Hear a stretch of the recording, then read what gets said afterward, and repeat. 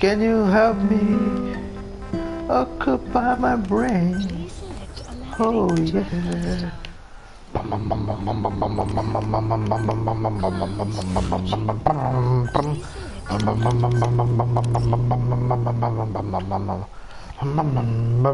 I need someone to show me the thing.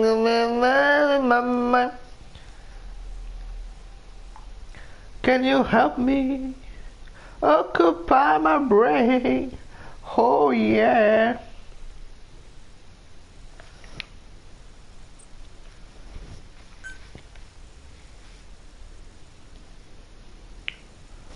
Ih, caralho, agora é interrogatório.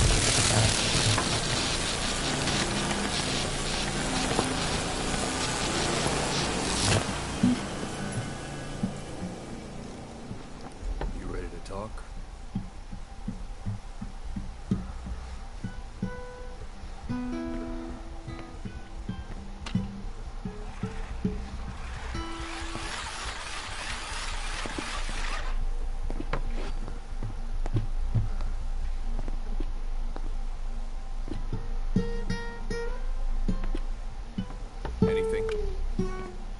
Still living up to her name. How about you drop the act?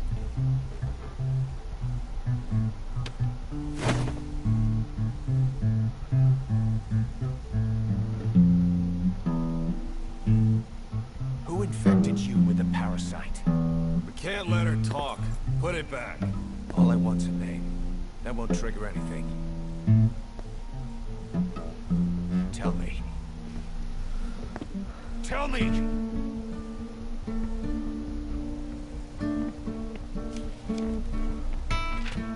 Your lungs have been barbecued. There's traces of rubbing alcohol in your alveoli.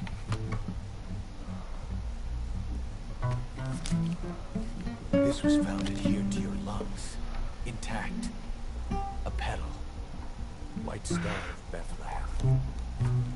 The hospital. Skullface sent you to Cyprus to kill Snake. You were burned inside and out. That should have been the end of it. But, all things considered, you look pretty damn healthy to me.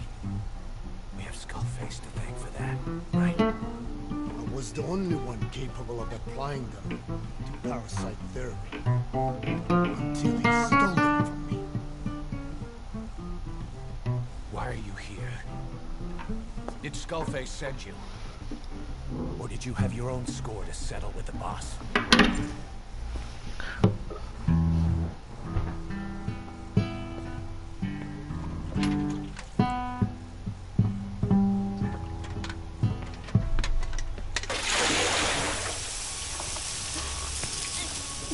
Refreshing? Salt water. No! She'll die.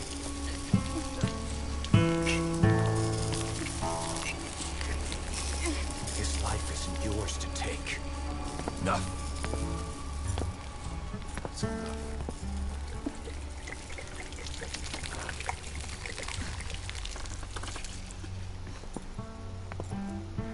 If she wanted to kill the boss, he'd already be dead. Same goes for us. Just had plenty of chances. She can't talk. She's not here to kill him. Wasting your time. Doesn't matter why she's here. She works for you now.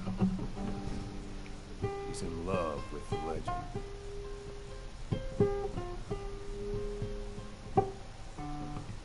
What makes you so sure? I was the same way once. What if she's a spy? What if I'm a spy?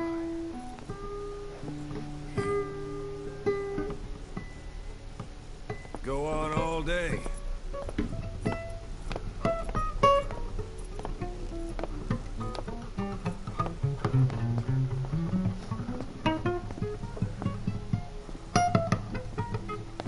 Boss. Let her go. She won't speak, so she can't spread the infection.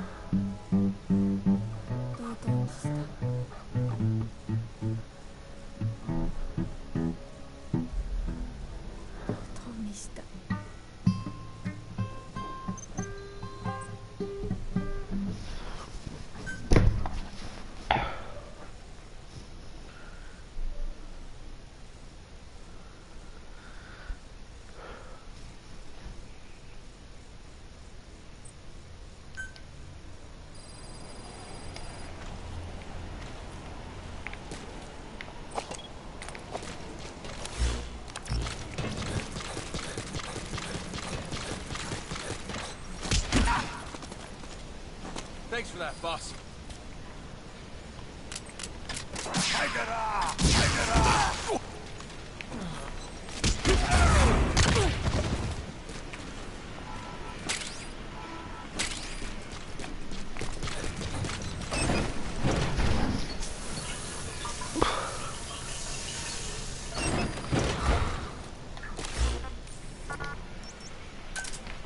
Roger.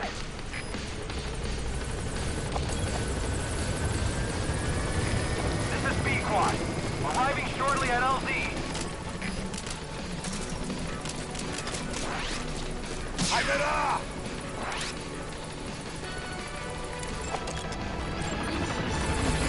This is B-Quad. On station at LZ.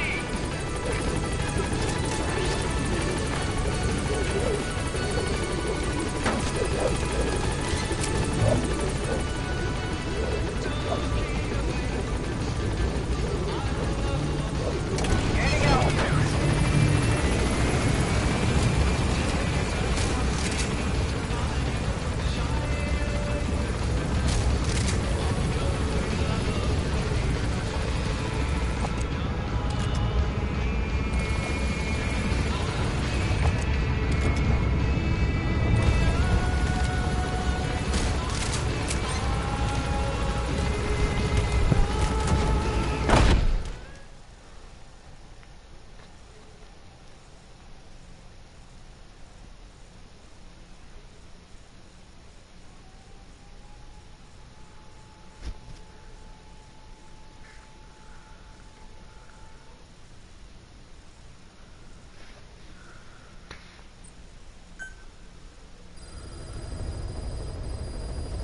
Mission list updated.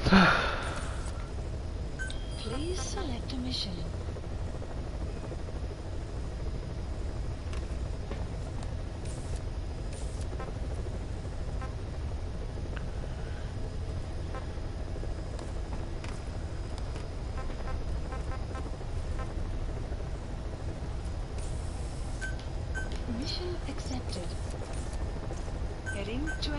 Moving to Afghanistan.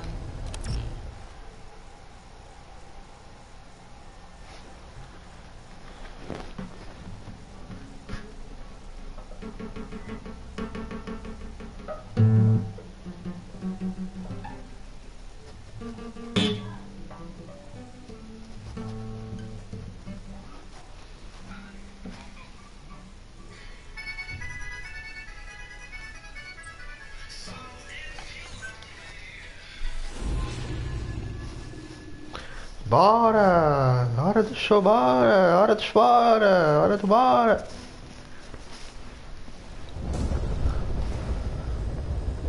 Boss, you need to disable the Soviets' reinforcement system by putting a hole in their base-to-base comms network. Head for the Eastern Communications Post and destroy its comms equipment.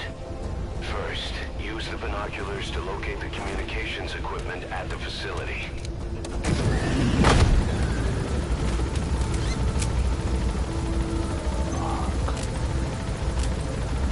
Não tem nada, velho, nada.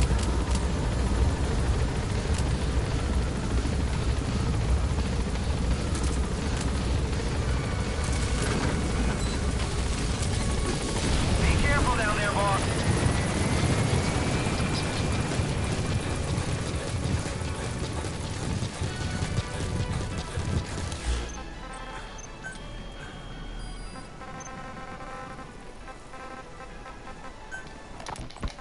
Volgan, the GRU colonel, was burned alive with a Shagohod during Operation Snake Eater 20 years ago.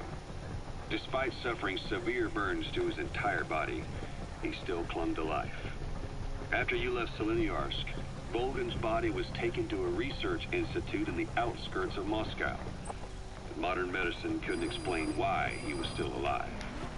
Not that the colonel was any ordinary man to begin with. That constant electric current he had running through his body that he could unleash at will. To be honest, I was always uncomfortable around him. Thought I might get electrocuted just by standing nearby. The institute studying him was tasked with investigating and developing human paranormal abilities. The comatose Volgan was used to further the Soviet Union's research into such abilities.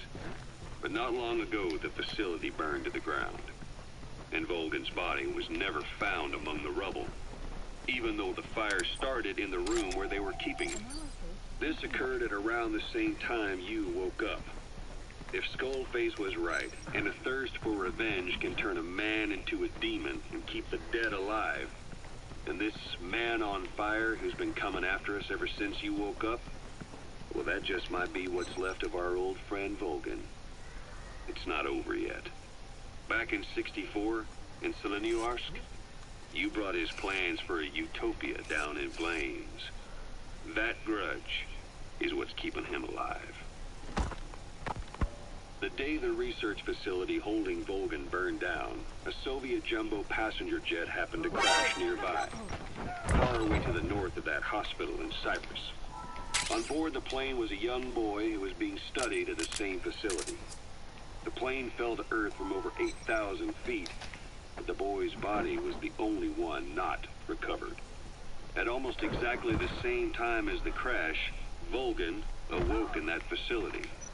According to the Research Institute's documents, the gifts this boy demonstrated included psychokinesis and telepathy. To protect his mind from being inundated with other people's thoughts, he always wore a kind of gas mask. A rudimentary form of psychic insulation, apparently. We don't know where this boy is, but if Skullface is connected to him, we may cross paths with him yet. This boy is part of a new age, where nothing we understand about the world makes sense anymore. Don't let your guard down. Post captured. On the ground.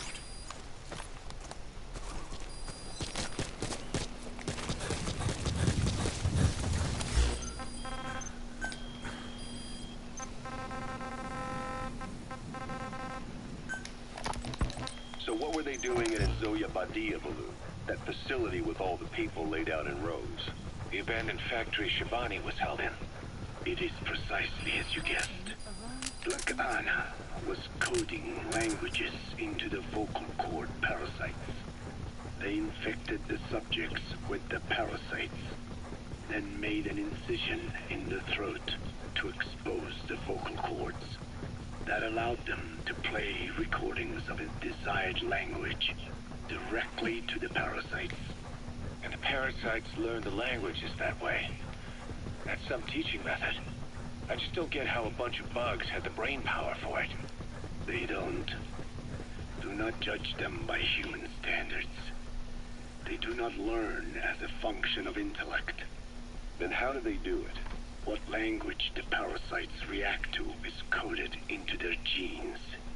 You could expose the Japanese strain to English for years, and it would never learn the language and react to it. The pronunciation, rhythm, and structure are different. But what about, say, Spanish and Portuguese?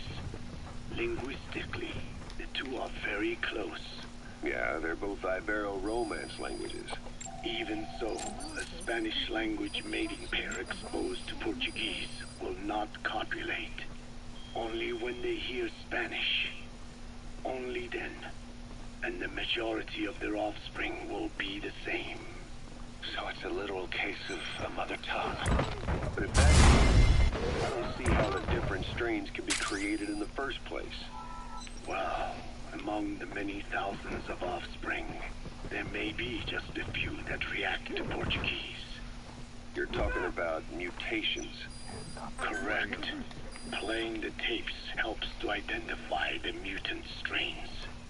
Those specimens are then isolated and bred with one another. From their children, specimens that react more strongly to Portuguese can again be selected and bred. Repeating this process creates a strain that reacts solely to Portuguese and never to Spanish. Mutation and selection. No different to breeding roses. So you kept increasing the change over the generations.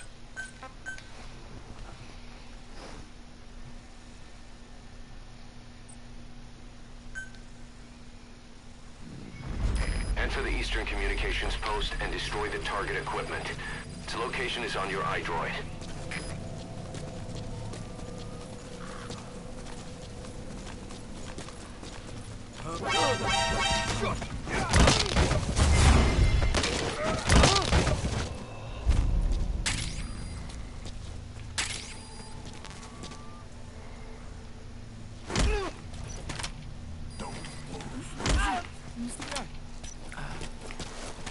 Я не хочу умирать!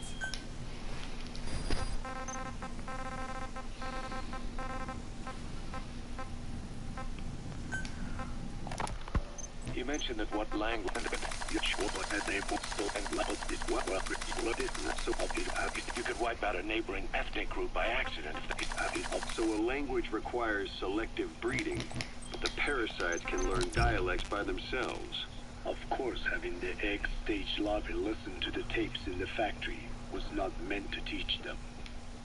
It was more important to use that trait of theirs to identify the mutated strains. As I mentioned... You made it. First, use the binoculars to locate the communications equipment at the facility. By accident, the pronunciation is too close. What you say is true. In that sense, they are imperfect as ethnic cleansers. But for his purposes, they are good enough. His objective was not to exterminate any one ethnic group, but to render the world's lingua franca, English, inert.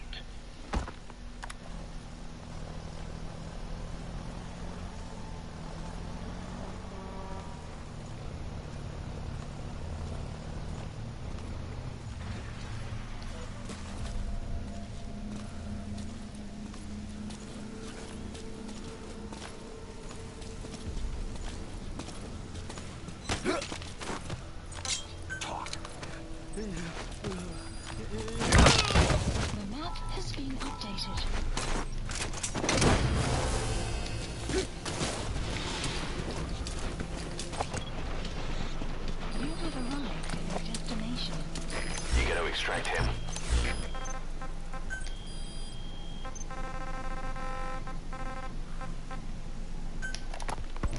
Here's something I've been wondering. Why are you called Code Talker? During World War II, the U.S. military used the languages of different tribes, including the Navajo, as codes, right? I know the term Code Talker was used to mean people sent to the battlefield to speak in those codes. Were you one of them? Our mother tongue was indeed used for war. But I did not go. I was already over the conscription age. However, I was made to help craft the codes that were spoken. So in a wider sense, you could call me a code talker for that. Navajo is a complex language, and virtually no one outside the U.S. speaks it. They must have thought it was the perfect language to use as a code. Yeah, in the end, the Japanese never cracked it. The cipher is king in information warfare. Of course, they didn't simply speak in Navajo. They created substitutions for words according to a code book, and then translated those into our language. Young Diné was sent to the front lines of the Pacific Theater as code talkers. To fight is an honor for the Diné. They were the pride of our people. But I cannot say this history brings me joy. Words are alive. When they are spoken, life is breathed into them. They become a part of the listener. Our words were transformed into lifeless ciphers and used for war. This, after the Black Oi, mano. Seja bem-vindo à minha gameplays aí, véi. Finalmente chegou, entrou na live. I guess we shouldn't be calling you Code Talker, huh? No, I do not mind. The reason Skullface called me Code Talker was because I also am responsible for coding language into the vocal cord parasites. I am the same as those young warriors, used for a cipher's sake. I must never forget that. The name, Code Talker, is a lesson carved into my being. You said Skullface ordered you to weaponize the vocal cord parasites. But you also said he wasn't the reason. And he wasn't. I was seduced by the parasites. That is a fact. How? You mean from your curiosity as a scientist? That I cannot deny. But there is more to it. The story goes back to the 19th century. To my earliest memory. One day. Boss, come in. Boss? Boss!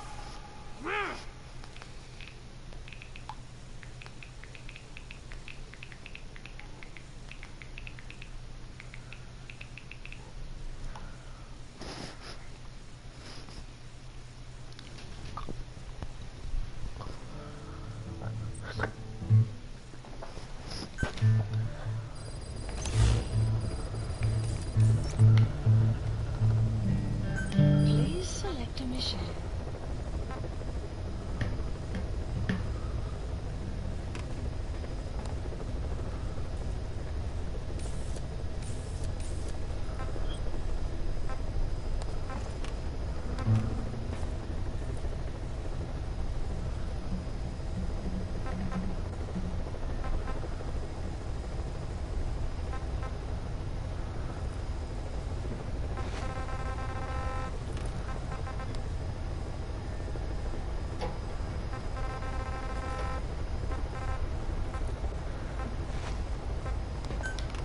Mission accepted.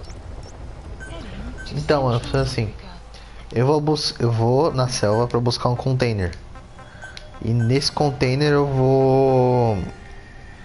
Porra, eu preciso... Desse container tá uma pesquisa de um velho aí que eu preciso ajudar ele. No geral. Só que vai ter helicópteros que vão tentar buscar esse container.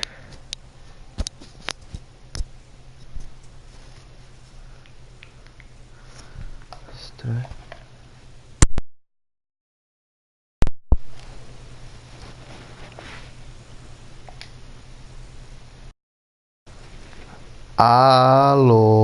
Alô?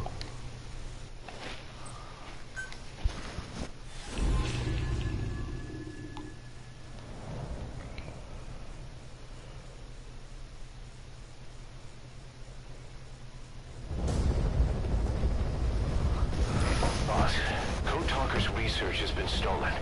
The research materials have been packed into 2 containers and hidden in the jungle southwest of the mansion. Enemy extraction choppers will be there any minute. You have to find and retrieve those containers before they arrive. That area is being guarded by zero-risk security, and their client is XOF. If the choppers make off with the containers, that research will end up in Cypher's hands. That cannot be allowed to happen. One other thing, boss. We need a cargo-capable Fulton extraction device to recover the containers. Use your iDroid to order its development and have it dropped in.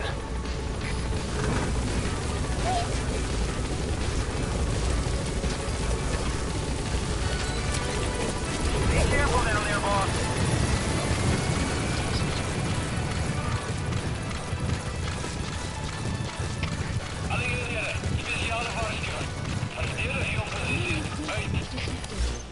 Boss, looks like they're stepping up security around the target. Watch yourself.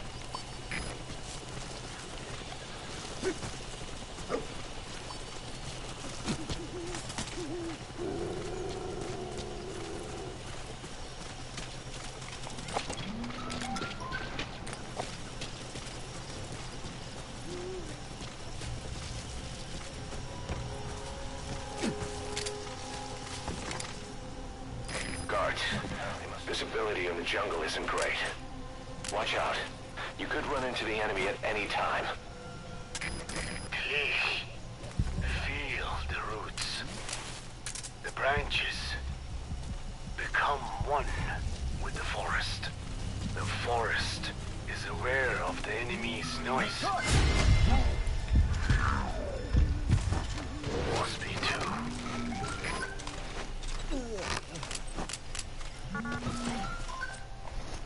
Caralho, quem tá mandando mensagem? Mas me entenda, Thiago, eu não tô te ouvindo. Bulhufas o que você está falando. Tô entendendo bulhufas o que você tá falando. Eu não entendo de jogo, eu tô vendo um monte de carinha jogando. Não tô ouvindo nada.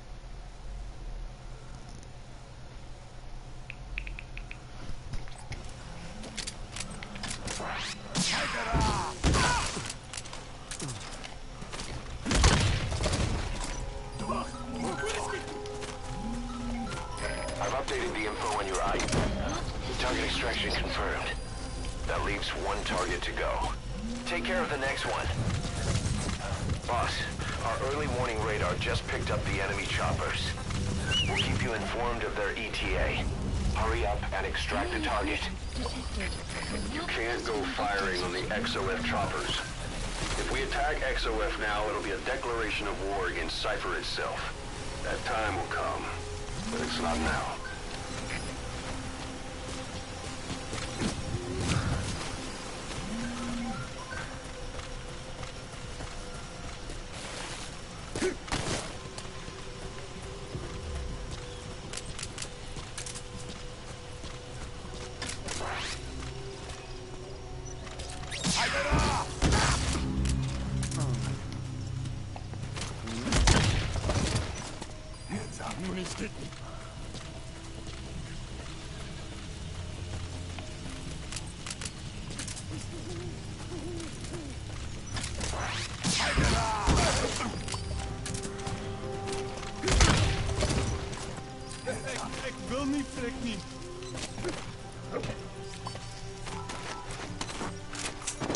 Alright.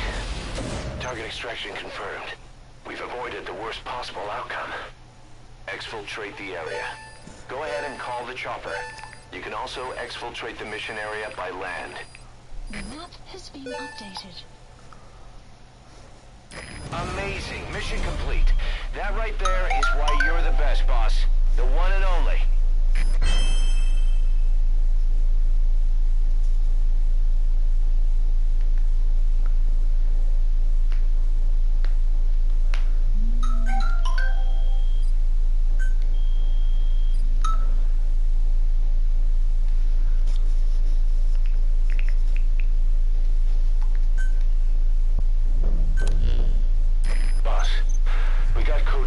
Research materials back in one piece. The medical team has them under lock and key in the quarantine facility. The materials should help the research into the vocal cord parasites. Cypher won't be getting their hands on them now.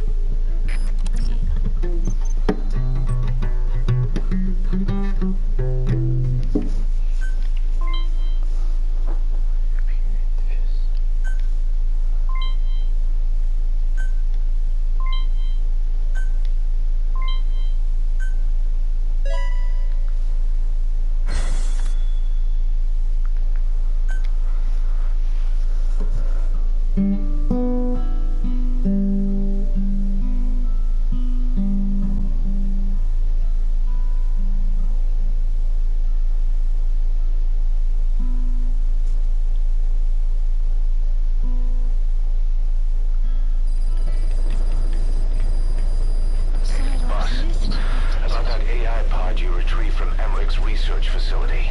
Guess what we found inside?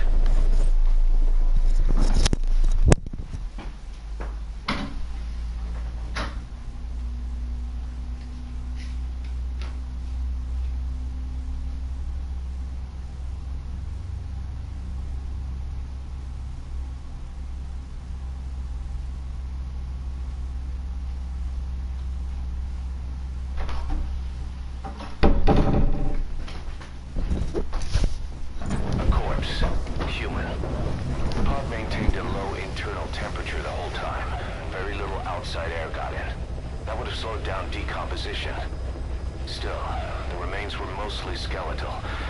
Estimated time of death is between 6 months and a year ago. We put the screws to Huey about it. Listen to the tape. Turns out it was the body of someone we knew very well.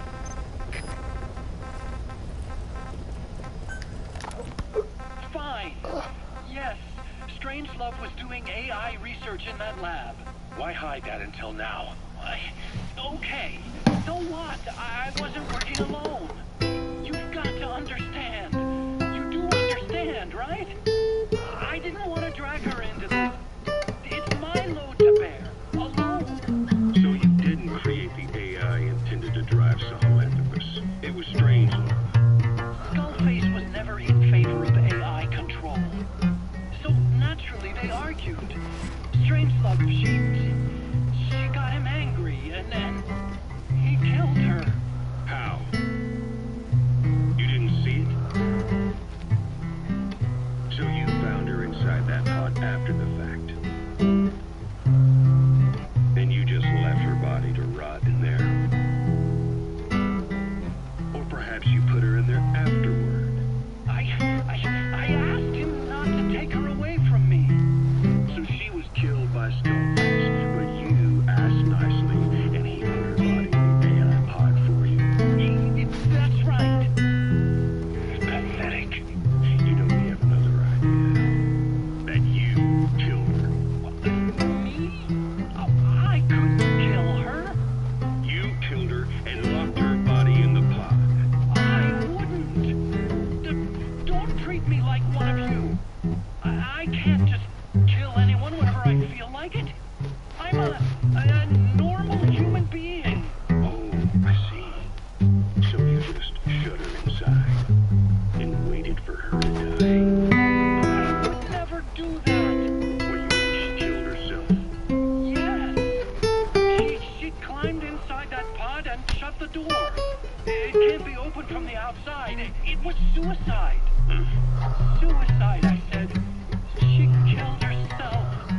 She got in when I wasn't looking and suffocated.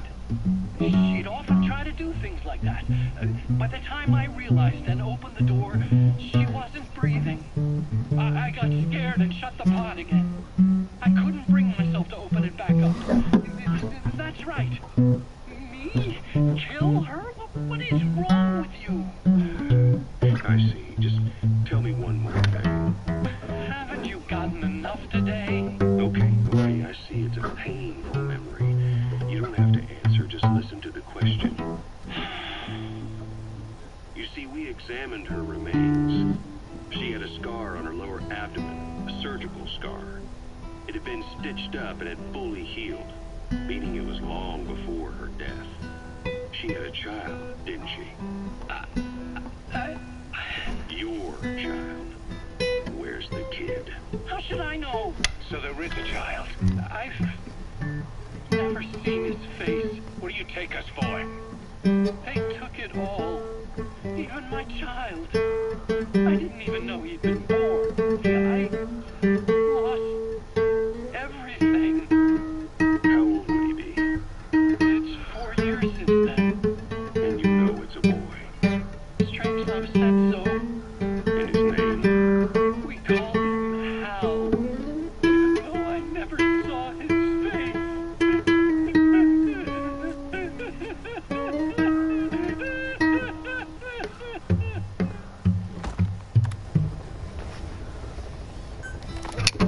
I have no doubt Skullface's plan is almost complete. At that point, I will no longer be of use to him. I must leave behind its record at least.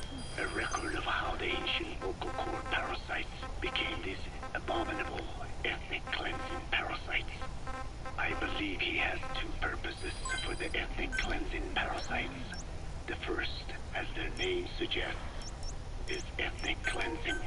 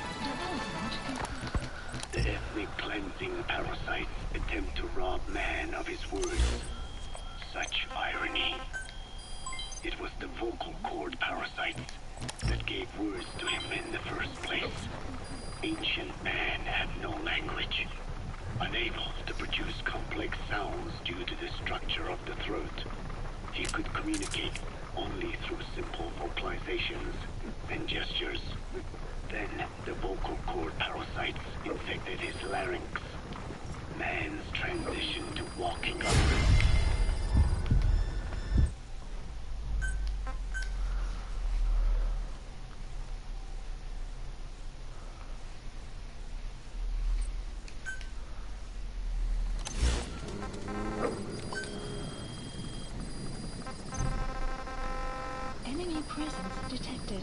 The map. The ethnic cleansing parasites attempt to rob man of...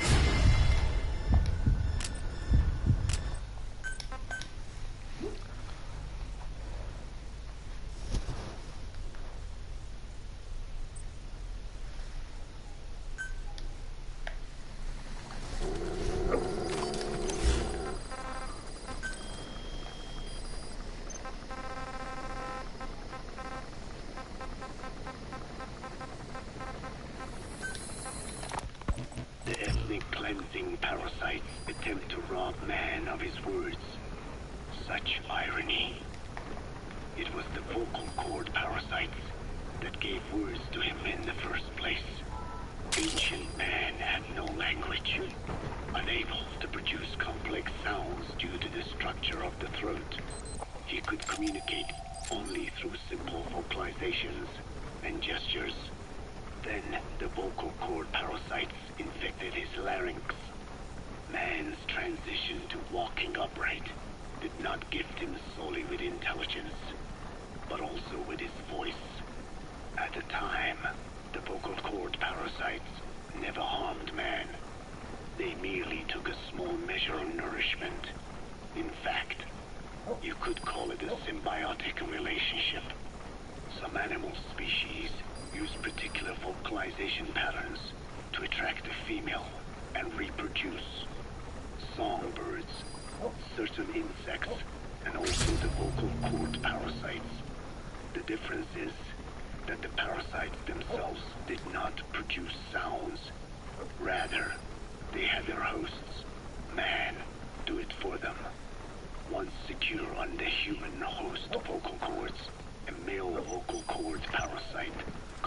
host to produce a certain sound pattern, something like a warble of a bird.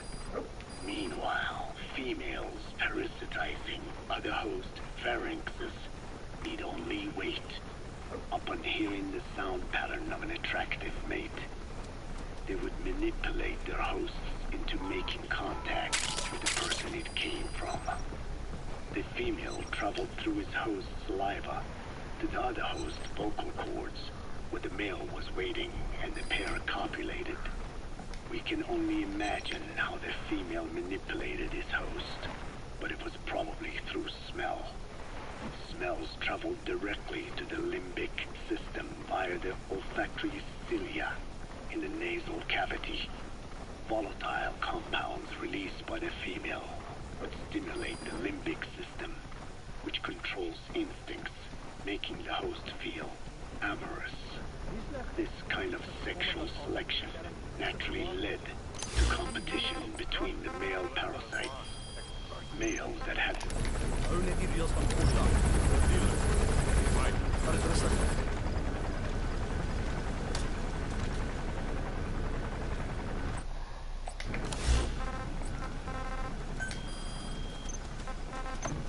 hosts produce sounds perceived by females as more attractive, succeeded in copulating and producing offspring. Evolutionary traits caused by sexual selection are curious. The peacock's feathers, the mannequin's dance, the firefly's luminescence pattern, even with courtship behaviors that are not advantageous to survival. Those individuals that excel in them produce offspring, and it escalates with each generation. The same was true of the vocal cord parasites. Courtship vocalization rhythms and intonations became more sophisticated, and in order for man to produce such sounds, they had to alter his vocal organs. By lowering the position of the larynx and developing resonating chambers, they enabled more complex pronunciations. But that was not all. The vocal cord parasites activated a transcription factor that would later control man's language ability. A protein that, due to its appearance, is called forkhead box protein P2, or FOXP2. Activating this transcription factor led to the development of brain function capable of creating sophisticated frequency changes. This was the pinnacle of the vocal cord parasite's prosperity. However, this sophisticated pronunciation control was too useful for man to ignore. Once human sexual activity ceased to be only seasonal, and having lost pigment-based sexual characteristics, distinctive vocalizations became the most effective means for humans to attract mates as well.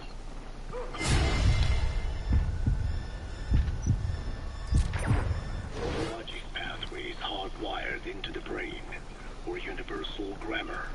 It was not long before advanced communication was possible. This was the birth of language. Luckily for man, it was around this time that a particular retrovirus was circulating. While not lethal, it infected not only man, but the vocal cord parasites as well. It is presumed that this virus removed part of the parasite's DNA and reverse transcribed it into man's reproductive cells. It was a vector. Among the genes it transcribed were the ones responsible for the production of language. Boss, get down. That's an enemy gunship. Stay low and crawl along the ground. That should enable you to sneak past enemies. Longer of any use to man now. Man could use his voice as he pleased when he pleased, hindering the parasite's courtship vocalizations. Having lost their opportunity to reproduce, the parasites died out, leaving behind only the transcribed genes.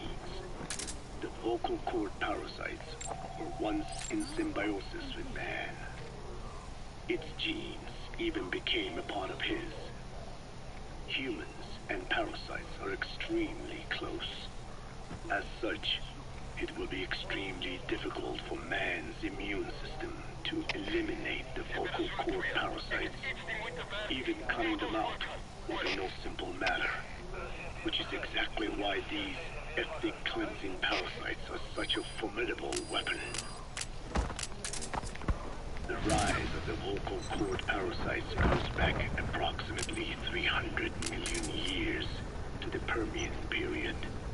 At that time, they were not even parasites, but predatory autotrophs. They are believed to have been the common ancestor to the Pentastomida and the Cyclops genus of copepods. However, Earth's environment... Okay, subject...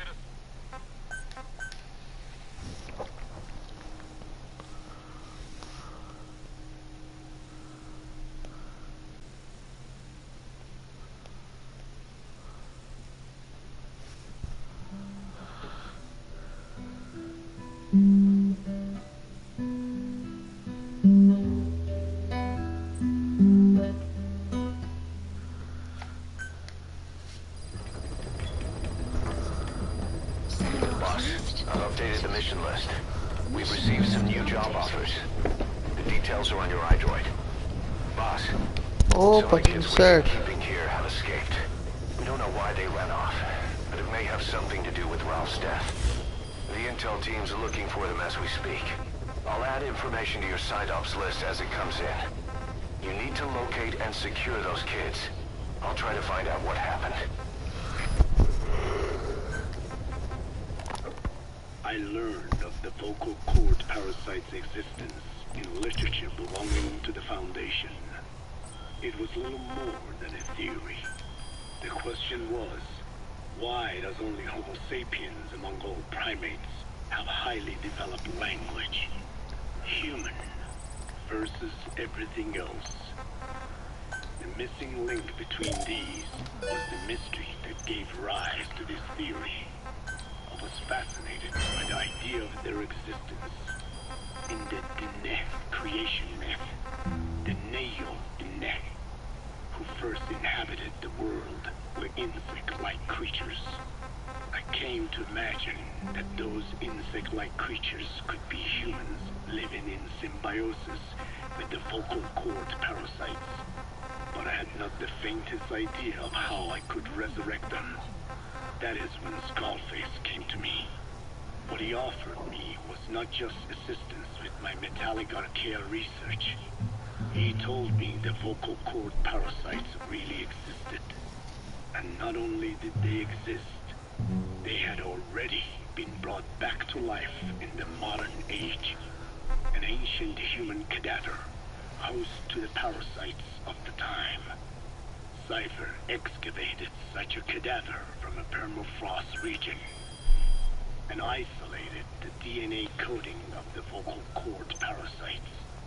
Naturally, they were long dead and could not be brought back, but there was an alternate vessel they could use. A relative species of the Pentastomida discovered in China. It had adapted to live in the nasal cavity of animal hosts, but its genetic sequence showed signs of common ancestry with the vocal cord parasites. Ontogenesis, a path of an organism to maturity, is like a roadmap of the phylogenetic evolution of the entire strain. Cypher used this to effect a reverse evolution of the modern parasite and resurrect the vocal cord parasites. They interposed a developmental mechanism to the ontogenetic stage analogous to when the relative species first appeared, the point at which it split from the vocal cord parasites, forcing its evolution down the other path, the vocal cord parasite path. The larvae is produced by the vocal cord parasites, reborn. I do not know in detail how Cypher accomplished this, but clearly they have access to higher level genetic technologies.